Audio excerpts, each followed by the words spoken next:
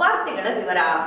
ಸಿರುಗುಪ್ಪ ನಗರದ ತಹಶೀಲ್ದಾರ್ ಕಚೇರಿಯಲ್ಲಿ ತಾಲೂಕು ಆಡಳಿತ ಹಾಗೂ ರಾಷ್ಟ್ರೀಯ ಹಬ್ಬಗಳ ಆಚರಣೆ ಸಮಿತಿ ತಾಲೂಕಿನ ವಿವಿಧ ಇಲಾಖೆಯ ಸಹಯೋಗದೊಂದಿಗೆ 75ನೇ ವರ್ಷದ ಸ್ವಾತಂತ್ರ್ಯೋತ್ಸವ ದಿನ ಆಚರಣೆಯ ಅಂಗವಾಗಿ ತಹಶೀಲ್ದಾರ್ ಎನ್ಆರ್ ಮಂಜುನಾಥ್ ಸ್ವಾಮಿ ನೇತೃತ್ವದಲ್ಲಿ ಪೂರ್ವಭಾವಿ ಸಭೆ ನಡೆಯಿತು.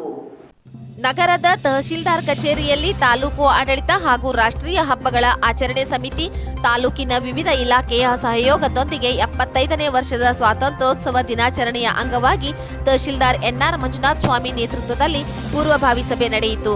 ಕಳೆದ 2 ವರ್ಷಗಳಲ್ಲಿ ಕರೋನಾ ಕಾರಣ ರಾಷ್ಟ್ರೀಯ ಹಬ್ಬಗಳನ್ನು ಸರಳವಾಗಿ ಆಚರಿಸಿದ್ದೇವೆ. ಎಲ್ಲ ಇಲಾಖೆಯ ವತಿಯಿಂದ 75ನೇ ವರ್ಷದ ಅಮೃತ ಮಹೋತ್ಸವವನ್ನು ವಿಜೃಂಭಣೆಯಿಂದ ಆಚರಿಸಲು ಎಲ್ಲ ಇಲಾಖೆಯ ಸಹಯೋಗ ಮುಖ್ಯವಾಗಿದೆ. ತಾಲೂಕು ಕ್ರೀಡಾಂಗಣದಲ್ಲಿ 9 ಗಂಟೆಗೆ ಕಾಯಂ ಧ್ವಜಾರೋಹಣ ನಡೆಸಲಾಗುವುದು. ಎಲ್ಲ ಶಾಲಾ ವಿದ್ಯಾರ್ಥಿಗಳು, ಸೇವಾದಳ, ಪೊಲೀಸ್ ಸಿಬ್ಬಂದಿ, ಗೃಹ ರಕ್ಷಕ ದಳಗಳಿಂದ ಧ್ವಜವಂದನೆ, ಕಡ್ಡಾಯ ಮಾಸ್ಕ್ ಧರಿಸಬೇಕು. ತಾಲೂಕಿನ ಮನೆಗಳ ಮೇಲೆ ಎಲ್ಲ ಇಲಾಖೆಯಲ್ಲಿ 9 ಗಂಟೆ ಒಳಗೆ 3 ದಿನಗಳ ಕಾಲ ಹೊಸ ಧ್ವಜ ಹಾರಿಸಬೇಕು. ಸರ್ಕಾರಿ ಮತ್ತು ಖಾಸಗಿ ಶಾಲೆ, ಕಚೇರಿಗೆ ದೀಪ ಅಲಂಕಾರ ಮಾಡಬೇಕು. ತಾಲೂಕು ಕ್ರೀಡಾಂಗಣದಲ್ಲಿ ಆಂಬ್ಯುಲೆನ್ಸ್ ಮತ್ತು ಅಗ್ನಿಶಾಮಕ ವಾಹನ ಇರಬೇಕು. ಶುದ್ಧ ಕುಡಿಯುವ ನೀರು ಇರಬೇಕು. ಶಾಲೆಗಳಲ್ಲಿ ಸಿಹಿ ಹಂಚಲು ತೀರ್ಮಾನಿಸಲಾಯಿತು. ಸಾಧಕರಿಗೆ ಸನ್ಮಾನ ಮಾಡಲಾಗುತ್ತದೆ. ಸಾಂಸ್ಕೃತಿಕ ಕಾರ್ಯಕ್ರಮಗಳನ್ನು ನಡೆಸುವುದು. ಆಗಸ್ಟ್ 11ರಿಂದ ಶಾಲೆಯ ಪ್ರಾರ್ಥನೆಯಲ್ಲಿ ಸ್ವಾತಂತ್ರ್ಯದ ಕುರಿತು ಮಾಹಿತಿ ನೀಡುವುದು. ಪ್ರತಿ ಗ್ರಾಮ ಮಟ್ಟದಲ್ಲಿ ಜಾಗೃತಿ ಜಾಥಾ ನಡೆಸುವಂತೆ ತಿಳಿಸಿದರು. ರಾಷ್ಟ್ರೀಯ ಧ್ವಜಾರೋಹಣ ನೀತಿ ನಿಯಮಗಳನ್ನು ಕಡ್ಡಾಯ ಪಾಲಿಸಿಕೊಂಡು ಗೌರವಾರ್ಥದಿಂದ ನಡೆದುಕೊಳ್ಳಬೇಕು. ಸ್ವಾತಂತ್ರ್ಯ ಪೂರ್ವಭಾವಿ ಸಭೆಯಲ್ಲಿ ಕೆಲವೊಂದು ಇಲಾಖೆಯ ಅಧಿಕಾರಿಗಳು ಗೈರು ಹಾಜರಿ ಕಂಡುಬಂದಿತು. Taluk panchayat EO Madagina Basappa, BEO PD Bhajantri, ನಗರಸಭೆ ಪೌರಾಯುಕ್ತ ಪ್ರೇಮ್ ಚಾರ್ಲ್ಸ್, ತೋಟಗಾರಿಕೆ ಹಿರಿಯ ಸಹಾಯ ನಿರ್ದೇಶಕ ಮಹೇಶ್, ಬಿಸಿಎಂ ವಿಸ್ತರಣಾ ಅಧಿಕಾರಿ A Gadilingappa, THO doctor Iranna, ST ಇಲಾಖೆ ಸಹಾಯಕ ನಿರ್ದೇಶಕ ರಾಘವೇಂದ್ರ ವರ್ಮಾ, ಎಸ್ಸಿ ಇಲಾಖೆ ಸಹಾಯಕ ನಿರ್ದೇಶಕಿ ರಾಜೇಶ್ವರಿ, ಕಾರ್ಮಿಕ ಇಲಾಖೆ ಸಹಾಯಕ ನಿರ್ದೇಶಕ, ಕೃಷಿ ಇಲಾಖೆ ಎಡಿಎಸ್ಪಿ ಪಾಟೀಲ್ ಸೇರಿದಂತೆ ತಾಲೂಕು ಮಟ್ಟದ ಅಧಿಕಾರಿಗಳು ಇದ್ದರು. ವರದಿ ರಾಜಾ ಸಾಬ್. ಸರ್ಕಾರದ ಆದೇಶ ನೋಡಿರ್ತೀರಿ. ಈ ಸಭೆ ಮುಖಾಂತರ ನಮ್ಮ ಹೊಣೆಗಾರಿಕೆಯನ್ನು ನಿಮ್ಮೆಲ್ಲರಿಗೂ ತಿಳಿಸಕ್ಕೆ ಇಷ್ಟಪಡ್ತೀವಿ.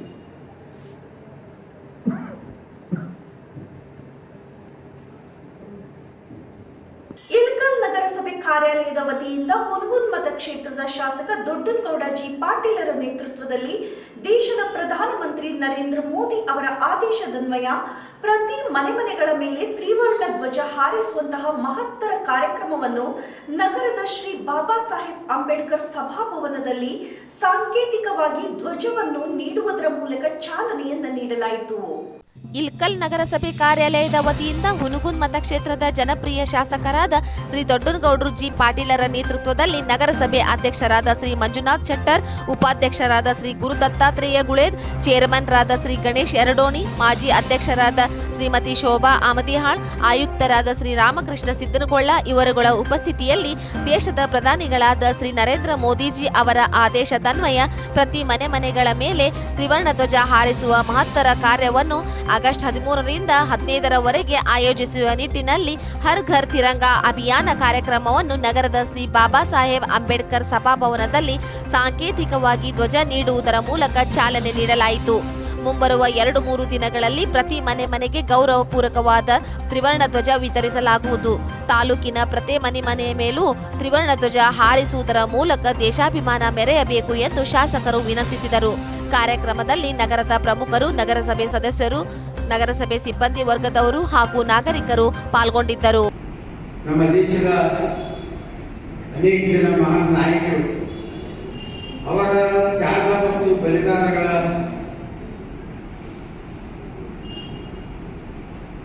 ಅವರು ಈ ದೇಶಕ್ಕೆ, ಭಾರತ ದೇಶಕ್ಕೆ ಬ್ರಿಟಿಷರ ಕಟುದೃಷ್ಟಿಯಿಂದ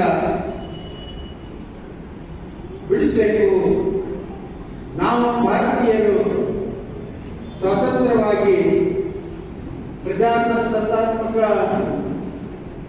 ವ್ಯವಸ್ಥೆಯ ಮೂಲಕ ನಮ್ಮ ದೇಶದ ಆಡಳಿತ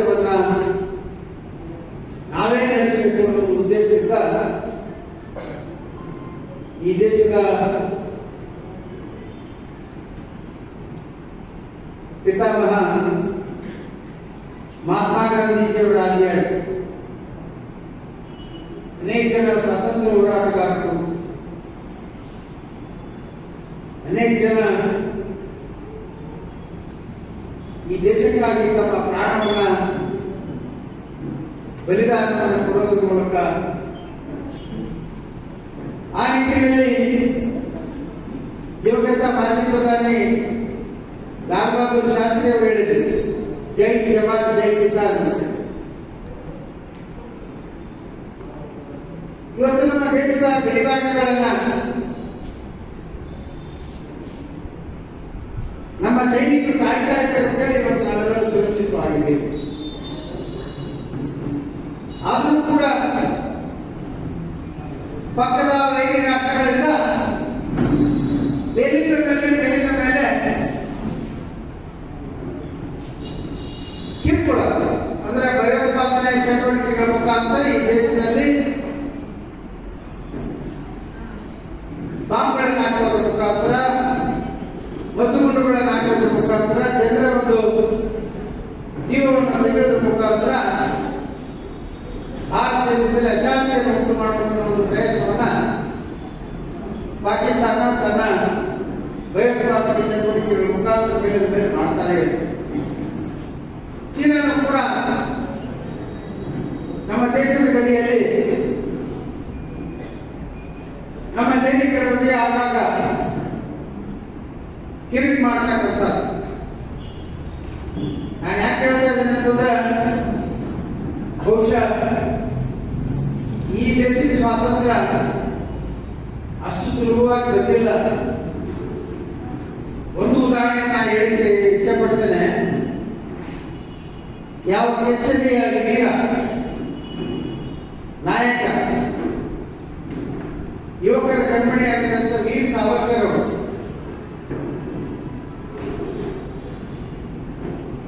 ಅವರಿಗೆ ಬ್ರಿಟಿಷ್ ಸರ್ಕಾರ ಒಂದಲ್ಲ 2 ಶಿಕ್ಷೆ ಕೊಟ್ಟಿತು. ರೋಣ ಪಟ್ಟಣದಲ್ಲಿ ನೂತನ ಸಮುದಾಯ ಭವನವನ್ನು ರೋಣ ಮತಕ್ಷೇತ್ರದ ಶಾಸಕ ಕಳಕಪ್ಪ ಜಿ ಬಂಡಿ ನೆರವೇರಿಸಿದರು. ಗದಗ ಜಿಲ್ಲೆ ರೋಣ ಪಟ್ಟಣದಲ್ಲಿ ಸಮುದಾಯ ಭವನ ಉದ್ಘಾಟನೆಯನ್ನ ಮಾಡಲಾಯಿತು. ಸಮುದಾಯ ಭವನ ಈ ಭಾಗದ ಜನರಿಗೆ ಉಪಯೋಗವಾಗಬೇಕು. ಅಭಿವೃದ್ಧಿ ಕಾರ್ಯಗಳು ಇನ್ನೂ ಮುಗಿದಿಲ್ಲ. ಜೀವನದುದ್ದಕ್ಕೂ ಕಾರ್ಯಗಳು ನಿರಂತರವಾಗಿರುತ್ತವೆ ಎಂದು ಶಾಸಕ ಕಳಕಪ್ಪ ಬಂಡಿ ಹೇಳಿದರು. ಅಮೃತ ಹಸ್ತದಿಂದ ಇವತ್ತು ಅದು ಉದ್ಘಾಟನೆಗೊಂಡಿದ್ದು ಜನರಿಗೆ ಉಪಯೋಗ ಆಗಲಿಕ್ಕೆ ಸಹಾಯ ಆಗಲಿಕ್ಕೆ ಅಂತ ನಾನು ಈ ಸಂದರ್ಭದಲ್ಲಿ ಹೇಳಕ್ಕೆ ನಾನು ಬಯಸ್ತಾ ಇದ್ದೆ.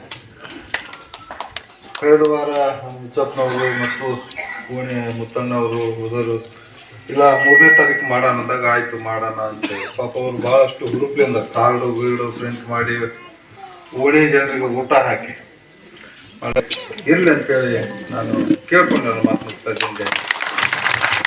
ರೋಣ ಪಟ್ಟಣದ ಗಾಣಿಗೇರು ಓಣಿಯಲ್ಲಿ ಇರುವಂತಹ ಶ್ರೀ ಪಂಚಾಕ್ಷರಿ ಯುವಕ ಮಂಡಳದ ಸಮುದಾಯ ಭವನವನ್ನು ಉದ್ಘಾಟಿಸಿ ಮಾತನಾಡಿದರು. ಗುಲ್ಗಂಜಿ ಮಠದ ಪೂಜ್ಯ ಶ್ರೀ ಗುರುಪಾದ ಮಹಾಸ್ವಾಮಿಗಳು ಮಾತನಾಡಿ, ಪಟ್ಟಣದಲ್ಲಿ ನಿರ್ಮಿಸಿರುವಂತಹ ಸಮುದಾಯ ಭವನವನ್ನು ಸಣ್ಣ ಪುಟ್ಟ ಸಮಸ್ಯೆಗಳನ್ನು ಬಗೆಹರಿಸುವುದಕ್ಕಾಗಿ ಬಳಸಿ ನಗರದ ಅಭಿವೃದ್ಧಿ ಕಾರ್ಯಗಳ ಕುರಿತು ಚರ್ಚಿಸಬೇಕು. ಪ್ರತಿಯೊಬ್ಬರೂ ಸಮುದಾಯದ ಅಭಿವೃದ್ಧಿಗೆ ಶ್ರಮಿಸಬೇಕು ಆಶೀರ್ವಚನ ನೀಡಿದರು. ಈ ಸಂದರ್ಭದಲ್ಲಿ ಗದಗ ಬಿಜೆಪಿ ಜಿಲ್ಲಾಧ್ಯಕ್ಷ ಮುತ್ತಣ್ಣ ಲಿಂಗನಗೌಡರು, ರೋಣ ಮಂಡಳದ ಅಧ್ಯಕ್ಷ ಮುತ್ತಣ್ಣ ಕಡಗದ್, ರಾಜಣ್ಣ ಹೂಲಿ, ಅಶೋಕ್ ನವಲ್ಗುಂದ್, ಶಕುಂತ್ಲಾ ದೇಶಣ್ಣವರ್, ಶಿವಪ್ಪ ಹವಳಪ್ನವರ್, ಶಿವನಗೌಡ ತಿಮ್ಮನಗೌಡರು, ನಿಂಬಣ್ಣ ಗಾಣಿಗೇರ್, ನಾಗಪ್ಪ ಕರೇಸೂರ್ ಸೇರಿದಂತೆ ಅನೇಕರು ಉಪಸ್ಥಿತರಿದ್ದರು. Rudrappa Hebballi, NKS TV for Ron.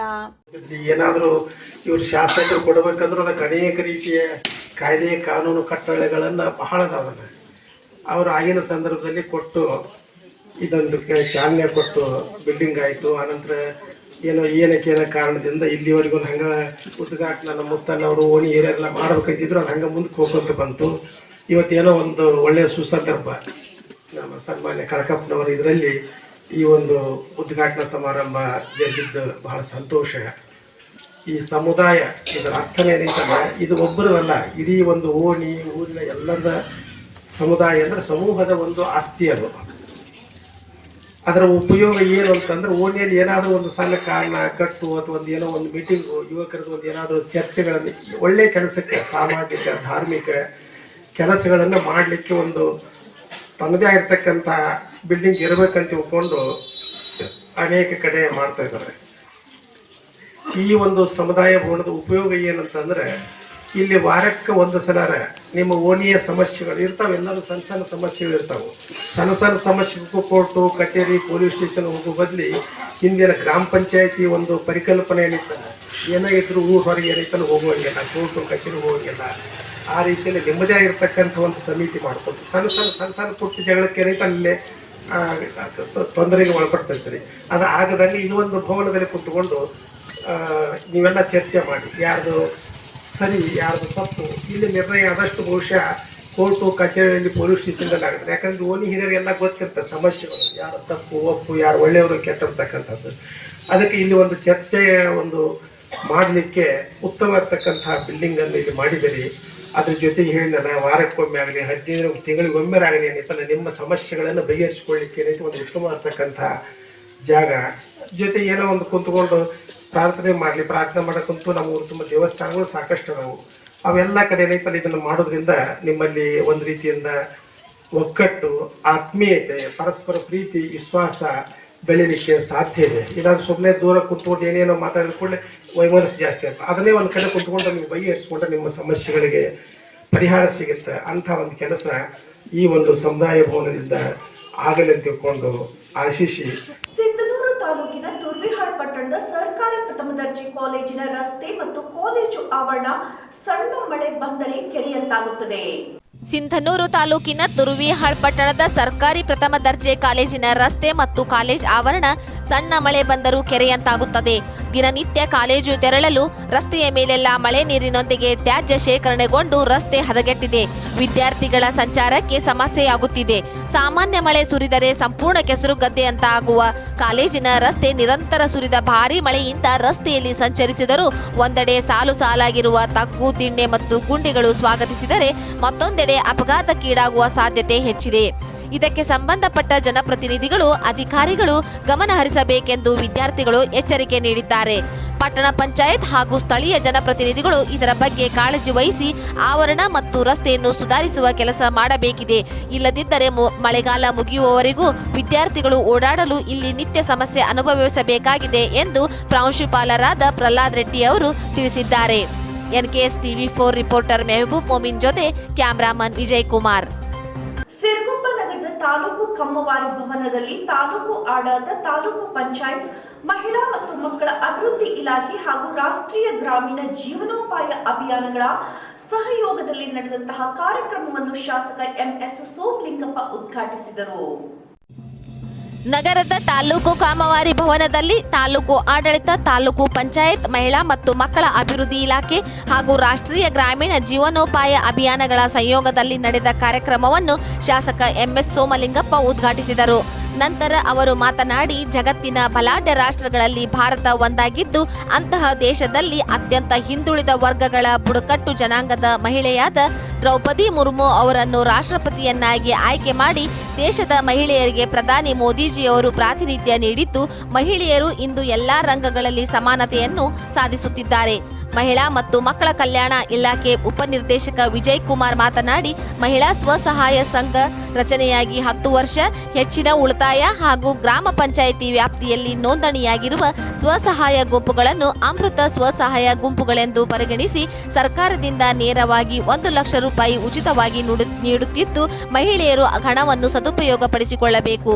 Tahsildar N R Manjunath Swami, taluk panchayat EO Madagina Basappa, taluk ಆರೋಗ್ಯ ಅಧಿಕಾರಿ doctor Iranna, CDPO A Jalalappa, ತೋಟಗಾರಿಕಾ ಇಲಾಖೆ ಹಿರಿಯ ಸಹಾಯಕ ನಿರ್ದೇಶಕ ಎನ್ ಮಹೇಶ್ ಹಾಗೂ ಅಂಗನವಾಡಿ ಮೇಲ್ವಿಚಾರಕರು, ಕಾರ್ಯಕರ್ತರು, ಸ್ವಸಹಾಯ ಗುಂಪುಗಳ ಮಹಿಳೆಯರು ಇದ್ದರು.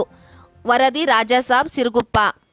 ಮಳೆರಾಯನ ಆರ್ಭಟದಿಂದ ಕೊರಟಗೆರೆ ಕ್ಷೇತ್ರದ ಪಟ್ಟಣ ಮತ್ತು ಗ್ರಾಮೀಣ ಪ್ರದೇಶದ ಬಹುತೇಕ ಮಣ್ಣಿನ ಮನೆಗಳು ಕುಸಿದಿವೆ.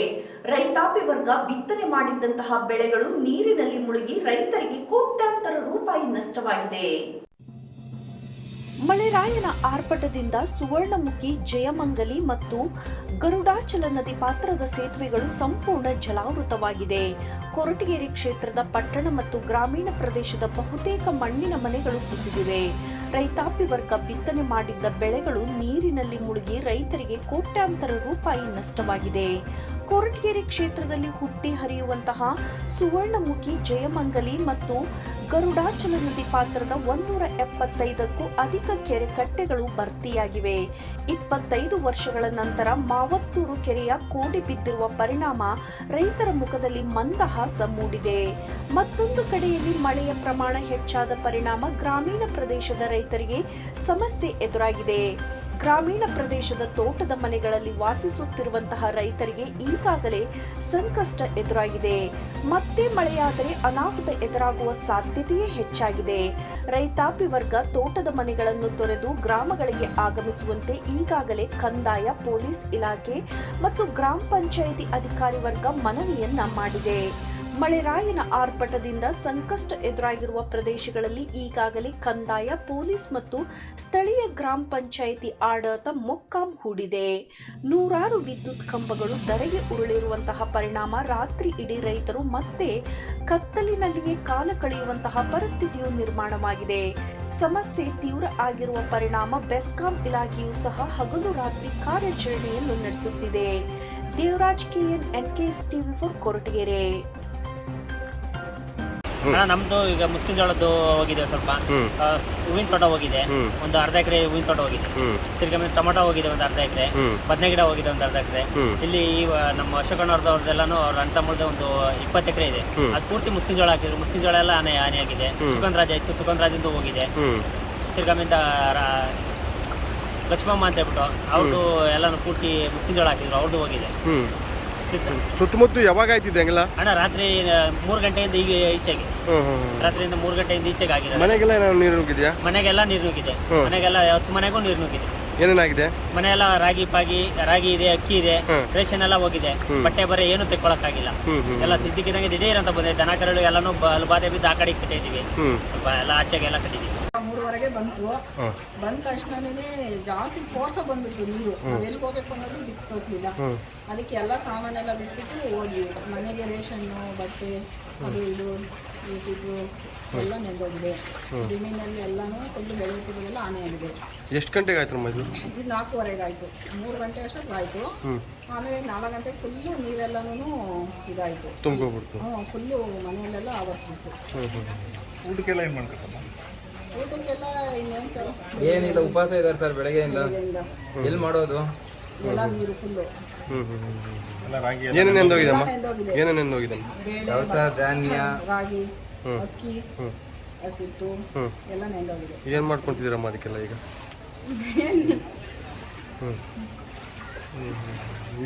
ನೀರು ಈಚೆ ತೆಗಿಯೋಕ್ಕಾಗ್ತಿಲ್ವ ಈಗ? ಈಚೆ ತೆಗಿಯೋಕ್ಕಾಗ್ತಿಲ್ವಾ? ನೀರು ಎಲ್ಲ ಮೂಟೆ ಎಲ್ಲ ತಗೊಂಡ್ರೆ ಎಲ್ಲಾನು ಒಂದಿಂದ ಎಲ್ಲ ಫುಲ್ ನೆನೆಯಿತ್ತು. ಮೂಟೆ ಎಲ್ಲ ನೆಂದೋಗಿದೆಯಾ? ನೆಂದೋಗಿದೆ. ಜಲಾವೃತ ಆಗಿದೆ ಸರ್. ಏನು ಮಾಡಿದ್ರು? ಹೆಲ್ಪ್ ಲೈನ್ ಅಂದರೆ ಈಗ ನಗರಕ್ಕೆ ಸಂಬಂಧಪಟ್ಟಂಗೆ ಈಗಾಗಲೇ ಮಾಡಿರ್ತಿದ್ವಿ. ತಾಲೂಕಿಗೆ ಸಂಬಂಧಪಟ್ಟಂಗೆ ಇವತ್ತಿಂದ ಕೊರಟಗೆರೆ ಮತ್ತು ಮಧುಗಿರಿ ತಾಲೂಕು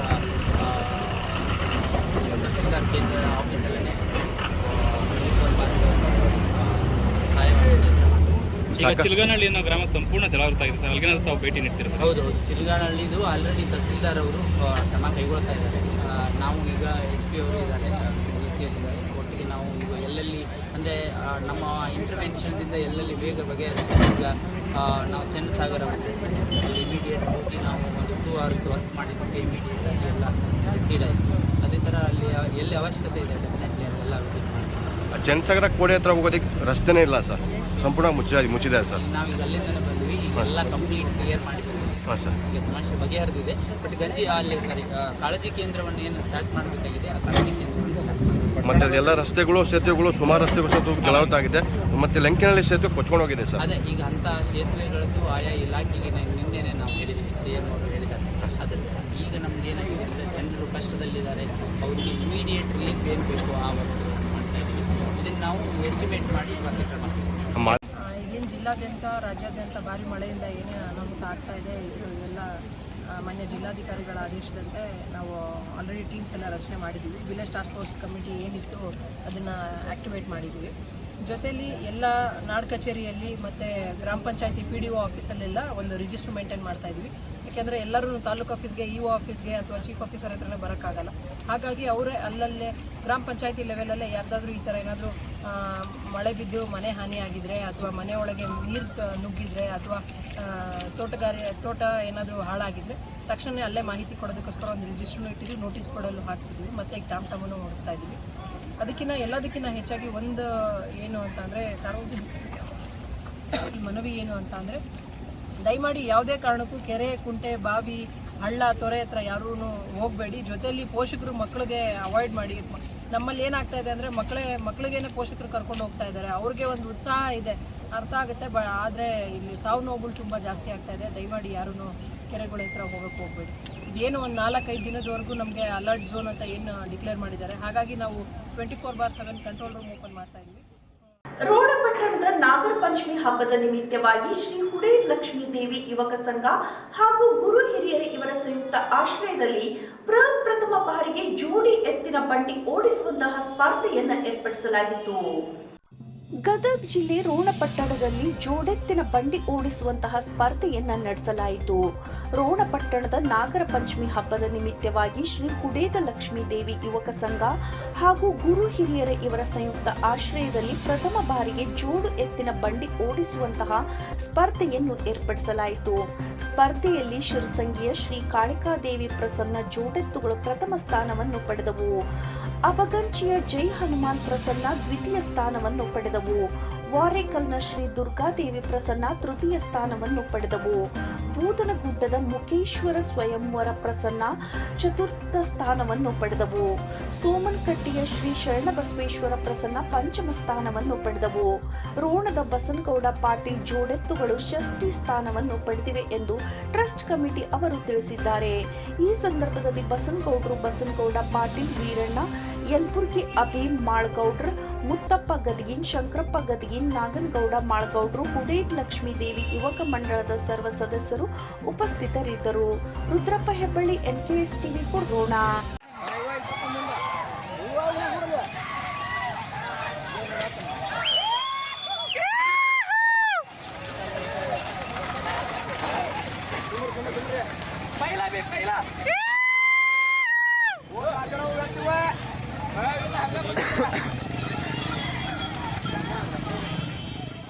ರೈತರು ಲಕ್ಷ್ಮೇಶ್ವರ ಪಟ್ಟಣದ ಮಾರುಕಟ್ಟೆ ಲೀಲಾವಿನಲ್ಲಿ ರೈತರ 25 ಕೆಜಿ ಟೊಮೆಟೊ ಬಾಕ್ಸ್ಗೆ 30 ರೂಪಾಯಿ ದರ ಆಗಿದ್ದರಿಂದ ಟೊಮೆಟೊ ದರದಲ್ಲಿನ ಕುಸಿತವನ್ನು ಖಂಡಿಸಿ ದಿಢೀರನೆ ಬಸ್ ನಿಲ್ದಾಣದ ಮುಂದಿನ ರಸ್ತೆಯಲ್ಲಿ ಟೊಮೆಟೊವನ್ನು ಚೆಲ್ಲಿ ರಸ್ತೆ ತಡೆಯನ್ನು ನಡೆದು ಪ್ರತಿಭಟನೆಯನ್ನ ಮಾಡಿದರು. ಗದಗ ಜಿಲ್ಲೆಯ ಲಕ್ಷ್ಮೇಶ್ವರ ಪಟ್ಟಣದಲ್ಲಿ ಇಂದು ಬೆಳಿಗ್ಗೆ ಲಕ್ಷ್ಮೇಶ್ವರ ತಾಲೂಕಿನ ಪಕ್ಷಾತೀತ ರೈತ ಪರ ಹೋರಾಟ ವೇದಿಕೆಯ ಅಧ್ಯಕ್ಷರಾದ ಮಹೇಶ್ ಹೊಗೆಸೊಪ್ಪಿನವರ ನೇತೃತ್ವದಲ್ಲಿ ಸುಮಾರು 10-15 ಜನ ರೈತರು ಲಕ್ಷ್ಮೇಶ್ವರ ಪಟ್ಟಣದ ಮಾರುಕಟ್ಟೆ ಲೀಲಾವಿನಲ್ಲಿ ರೈತರ 25 ಕೆಜಿ ಟೊಮೆಟೊ ಬಾಕ್ಸ್ಗೆ 30 ರೂಪಾಯಿ ದರ ಆಗಿದ್ದರಿಂದ ಟೊಮೆಟೊ ದರದಲ್ಲಿನ ಕುಸಿತವನ್ನು ಖಂಡಿಸಿ ದಿಢೀರನೆ ಬಸ್ ನಿಲ್ದಾಣದ ಮುಂದಿನ ರಸ್ತೆಯಲ್ಲಿ ಟೊಮೆಟೊ ಚೆಲ್ಲಿ ರಸ್ತೆ ತಡೆದು ಪ್ರತಿಭಟನೆ ಮಾಡಿದರು. ತಹಶೀಲ್ದಾರ್ ಲಕ್ಷ್ಮೇಶ್ವರ್ ಅವರು ಮಧ್ಯಪ್ರವೇಶ ಮಾಡಿ ಸೂಕ್ತ ಬೆಲೆ ನಿರ್ಧಾರಕ್ಕೆ ಕ್ರಮ ಕೈಗೊಳ್ಳುವುದಾಗಿ ಭರವಸೆ ನೀಡಿದ ಬಳಿಕ ಪ್ರತಿಭಟನೆ ಮುಕ್ತಾಯ ಮಾಡಿದರು. Rudrappa Hebballi, NKS TV4 Ron.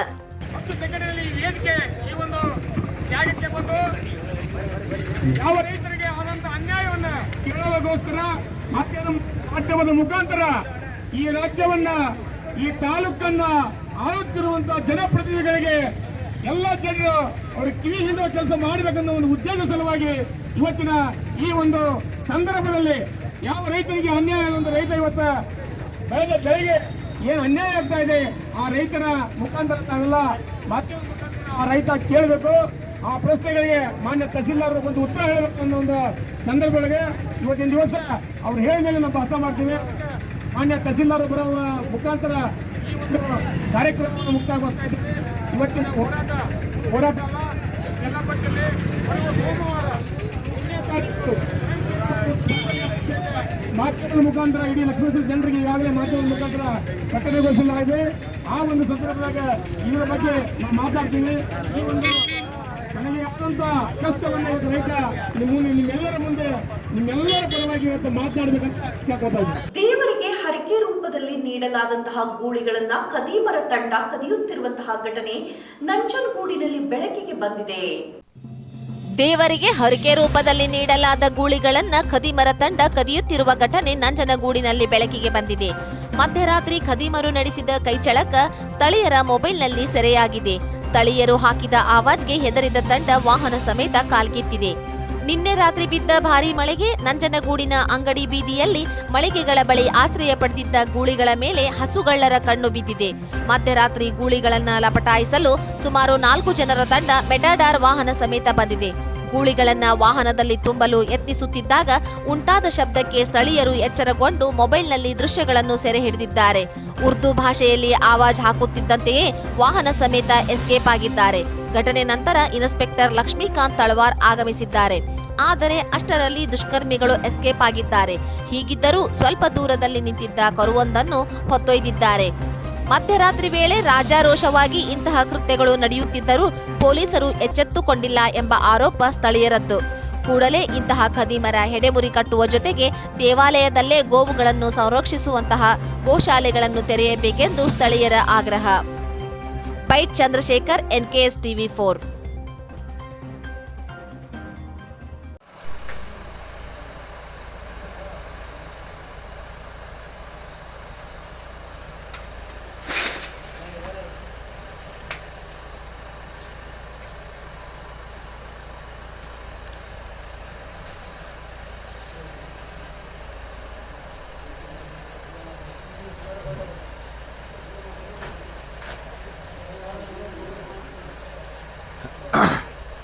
ओए क्या कर रहे हो?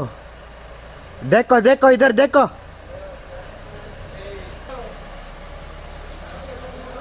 ಮುದಗಲ್ ಪಟ್ಟಣದಲ್ಲಿ ನಡೆಯುವಂತಹ ಮೊಹರಂ ಆಚರಣೆ ವೀಕ್ಷಣೆಗೆ ರಾಜ್ಯ ನೆರೆ ರಾಜ್ಯಗಳ ಸಹಸ್ರಾರು ಭಕ್ತರು ಸೇರುವುದು ವಿಶೇಷವಾಗಿದೆ.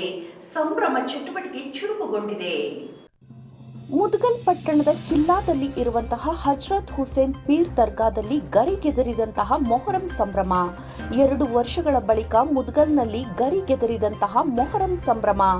ಮುದಗಲ್ ಪಟ್ಟಣದಲ್ಲಿ ನಡೆಯುವಂತಹ ಮೊಹರಂ ಆಚರಣೆ ವೀಕ್ಷಣೆಗೆ ರಾಜ್ಯ ನೆರೆ ರಾಜ್ಯಗಳ ಸಹಸ್ರಾರು ಭಕ್ತರು ಸೇರುವುದು ವಿಶೇಷವಾಗಿದೆ.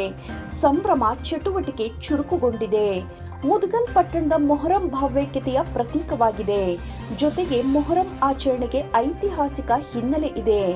ವಿಜಯಪುರದ ಆದಿಲ್ ಶಾಹಿ ಯುದ್ಧದಲ್ಲಿ ಮುದಗಲ್ ಕೋಟೆ ವಶಪಡಿಸಿಕೊಂಡ ನಂತರ ತನ್ನೊಂದಿಗೆ ತಂದಿದ್ದಂತಹ ಆಲಂ ಅಂದ್ರೆ ದೇವರುಗಳನ್ನು ಇಲ್ಲಿ ಸ್ಥಾಪಿಸಿ ಪೂಜಿಸಿದ್ದ ಎಂಬ ಪ್ರತೀತಿ ಇದೆ.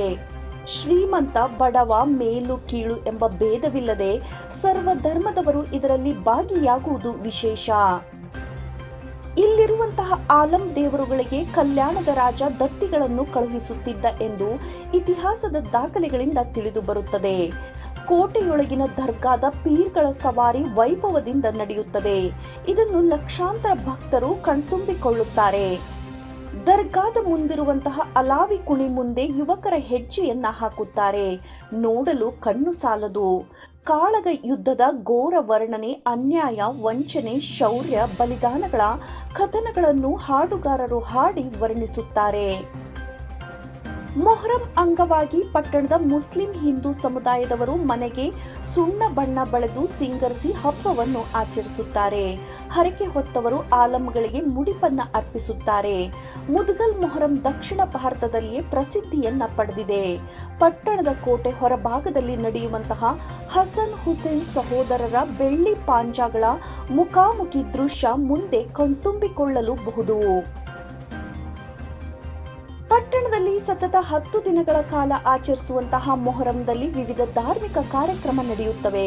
1ರಿಂದ 5ನೇ ದಿನ ಮೊಹರಂ ಎಂದು ಆಚರಿಸಿದರೆ 5ನೇ ದಿನ ಜಿಹಾಲ್ ಎಂದು, 7ನೇ ದಿನ ಕಾಸಿಂ ಪೀರ ಸವಾರಿ, 8ನೇ ದಿನ ಮೌಲಾಲಿ ಪೀರ ಸವಾರಿ, 9ನೇ ದಿನ ಹಸನ್ ಹುಸೇನ್ ಕಥಲ್ ರಾತ್ರಿ ಸವಾರಿ ಎಂದು ಹಾಗೂ ಕೊನೆಯ 10ನೇ ದಿನ ದಫನ್ ಕಾರ್ಯಕ್ರಮ ನಡೆಯುತ್ತವೆ.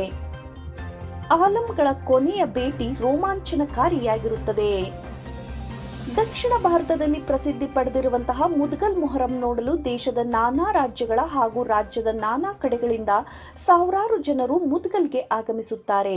ಹೀಗಾಗಿ ಮುದ್ಗಲ್ ಪಟ್ಟಣದ ಐತಿಹಾಸಿಕ ಕೋಟೆಯ ಕಿಲ್ಲಾದಲ್ಲಿ ಸಾವಿರಾರು ಜನರ ಓಡಾಟ ಇರುತ್ತದೆ. ಹೀಗಾಗಿ ಪೊಲೀಸ್ ಇಲಾಖೆ ಈಗಾಗಲೇ ಹಲವಾರು ಸುತ್ತಿನ ಸಭೆಯನ್ನ ನಡೆಸಿದೆ. ಅಲ್ಲದೆ ಪಟ್ಟಣದಲ್ಲಿ ವಿಜೃಂಭಣೆಯಿಂದ ಜರುಗುವಂತಹ ಮೊಹರಂ ಹಬ್ಬದಲ್ಲಿ ನಾಡಿನ ಭಕ್ತಾದಿಗಳು ದೇವರುಗಳ ಭೇಟಿಯಾಗಿ ಬಂದು ಹೋಗುವ ವೇಳೆಯಲ್ಲಿ ಟ್ರಾಫಿಕ್ ಸಮಸ್ಯೆ ಆಗದಂತೆ 10 ಮುಂಜಾಗ್ರತಾ ಕ್ರಮಗಳನ್ನು ಕೈಗೊಳ್ಳಲಾಗಿದೆ. Manjunath Kumbar, NKS TV4. ಮತ್ತಷ್ಟು ಸುದ್ದಿಯೊಂದಿಗೆ ನಿಮ್ಮನ್ನು ಮತ್ತೆ ಭೇಟಿಯಾಗುತ್ತೇನೆ. ಅಲ್ಲಿವರೆಗೆ ನೋಡ್ತಾ ಇರಿ NKS TV4. ನಿಮಗಾಗಿ, ನಿಮ್ಮ ಸೇವೆಗಾಗಿ ನಿರಂತರ ಕಾರ್ಯಪಡೆ.